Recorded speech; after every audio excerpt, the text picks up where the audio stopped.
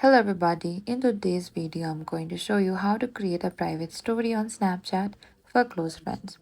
To get started, you need to first open the Snapchat app on a device and make sure you are logged into your account.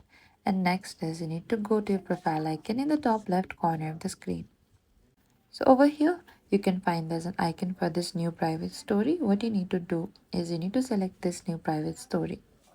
So over here you can also choose who can view your private story. You can simply add your friend and select create story in the bottom. And over here you can also name your story and select done. And your new story will now appear under your story. Here you need to simply select that again. And from here what you need to do is you need to simply select a photo or video. And you need to select your private story in the bottom that you have just renamed. And select add snap. And select send in the bottom right. And that is it. This is how you can create a private story on Snapchat for your close friends.